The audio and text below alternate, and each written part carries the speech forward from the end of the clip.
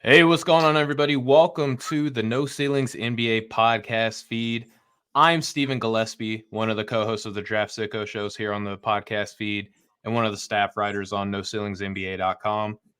I don't have Maxwell with me, normal co-host, but I do have a very special guest. We're going to be talking to Trentyn Flowers of the Adelaide 36ers. Trentyn, how we doing today, man? I'm doing good. We just got out of practice, so just went hard, and that's about it. How about you, though?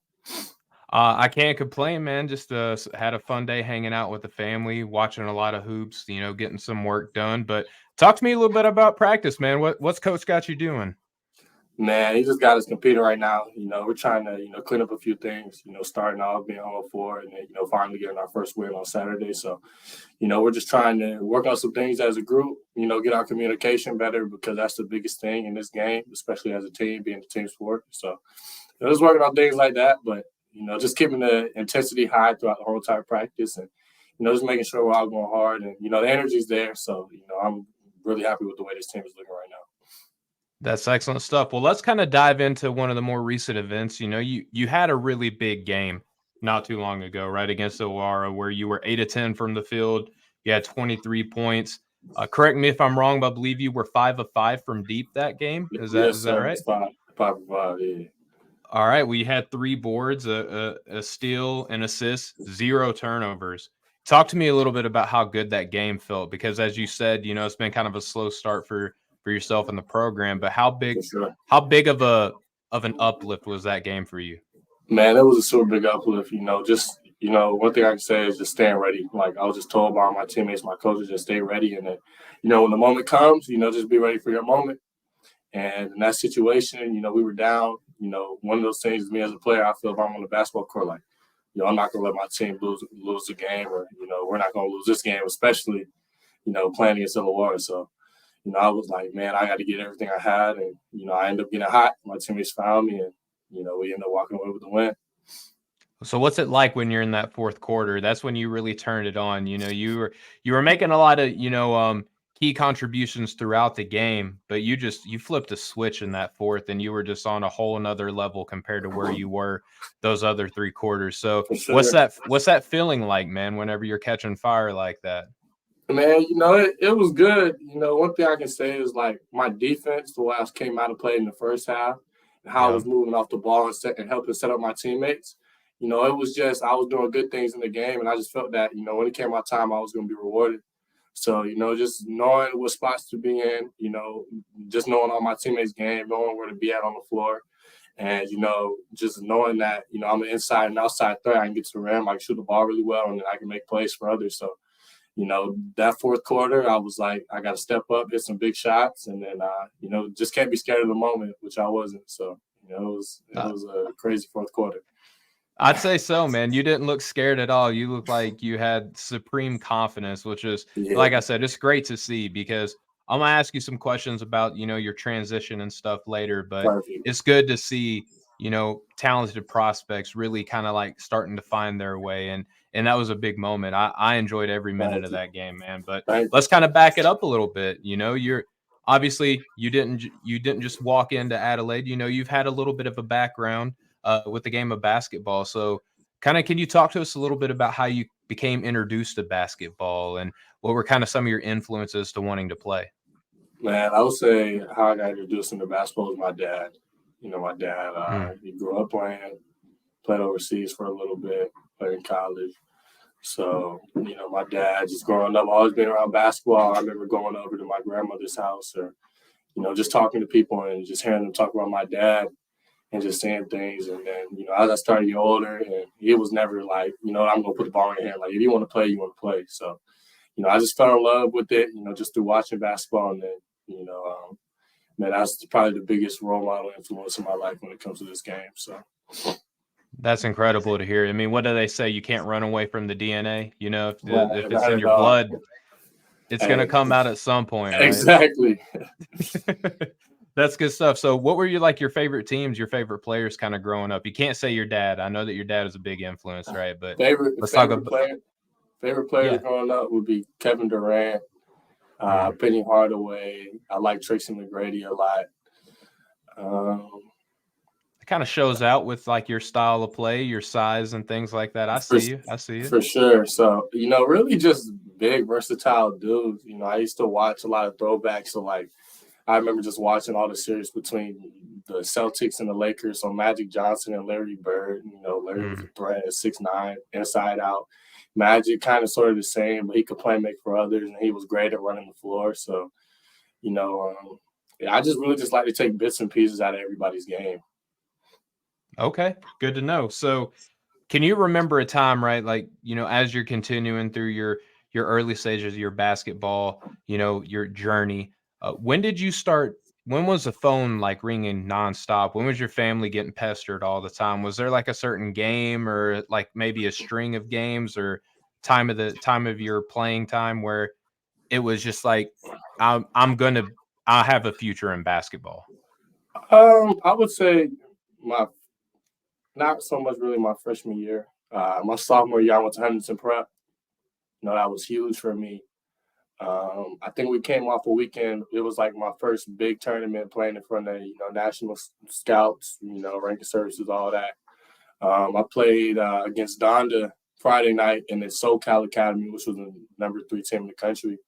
And I think I had like 25 and 5 against Donda, and then Mm, 29 against SoCal, and like 11. It was a crazy game. So that whole weekend, like I remember getting offers from Memphis, USC after that. Like my recruiting took off Kansas. I ended up jumping in the rankings from like the number 30th player in the country to number 6. mm. So I would say that was really like the moment where I was like, man, like I can really do something with basketball. Even though I knew I was really good, I've always just kind of had a chip on my shoulder, like I'm an underdog, and I was just like, I just got to keep going hard, and whatever happens, happens. Yeah, and that shows out in your play. So let's talk about now that you were you were at a point, right, where you were kind of deciding what you wanted to do next to prepare yourself for the NBA. And in a lot of articles and interviews that I was reading, one of the things that you kind of kept repeating was that you wanted to get that decision right. And I want to focus more on like what factors go into it for a young man such as yourself deciding what to do. Because one thing that you said that just like kind of pricked my heart a little bit was like, I only get to make this decision one time, so I have to do my due diligence and make sure that whatever choice that I'm making is right for me. For So sure. what goes into that decision making? Man, first of all, like you got to vet the situation a lot. Trusting God. That's one thing. Me and my family are big on faith. That's But right. for me, I would say it's developing as a player. I feel like some situations you can go to and, you'll be good in that moment. But when it comes time to go to the next level, you weren't well prepared for it and, it didn't benefit you. So for me, it was, being able to, go through challenges, take adversity. And then, once I'm able to get over that hump and, really, you know, uh, just learn the ins and outs, help better prepare my game, to go to the next level. And, that's really what my thoughts were coming here to the NBL. That's really why I chose ultimately over college. And, it's a process, you know, you can't take no shortcuts. I'd rather it be a long journey instead of, just trying to, put something in the microwave and, heat it up fast and expect for it to come out great. So That's a great way to put that, man. We all fall for the microwave food, but we all know that the oven is where it's at. So exactly. So there you go. There you go. Hot pockets are all right every once in a while, folks, but make your own food. All right. So and I think too, just touching back on what you just said, Trenton, I think it's important to remember that prospects such as yourself, it's not just as easy as right like this place that is recruiting me has like a well-known coach or their championship material. There's so much that goes into it for the prospect as a player, not just as a basketball prospect, right, for being drafted. So with that being said, how did your family handle you saying, hey, mom and dad, I think I want to go play in Australia? What was that decision like? they took it well. They were there with me every step of the way. My dad and mom, they wouldn't let me make a bad decision. One thing they did say was with this decision though was, we can't make it for you. It's on you. But, Mm, just know we're going to be behind you 1000%. And, for my family, we've always been so close-knit. And for me to go, 10,000 miles away, I'm on an island basically. Yeah. It was tough, but they knew it would, help benefit me in the end. So. Well, excellent. I mean, it's got to feel nice to get their support in that decision, as big as For it sure. is. So I've recently my co-host Maxwell and we've recently got to talk to Liam Santa Maria, who is like heavily involved with the Rising Stars program, Yes, things like sir. Yes, that. sir. Yeah, and he gave us a lot of great insight to the program, like the goals, kind of the ins and out of the recruiting and things like that. Um, one question that I have for you is, obviously as you're kind of weighing in this decision, I don't know how much like the past success of the other rising stars that the NBL had kind of factored into your decision making. Look at players like LaMelo Ball or RJ Hampton, other players like that. Did you kind of look at the success of some of the other players that have gone to play in the NBL and got drafted pretty highly and had successful NBA careers so far? Oh man, for sure. Those are Dang, RJ Hampton, LaMelo Ball, Josh Giddey, played for the Yep. Adelaide 36ers. So, There you go. there's been a lot of great talent to come out of here. This year, I mean, we're loaded. AJ, Bobby Clinton, Yep. SAR. We have a lot of talent. Ariel too, that plays for Melbourne United. Like, there's a Yep. lot of talent this year. So, I would say, just looking at the previous history and just seeing what they did for players and how they developed it, I was like, man, it's really a no-brainer.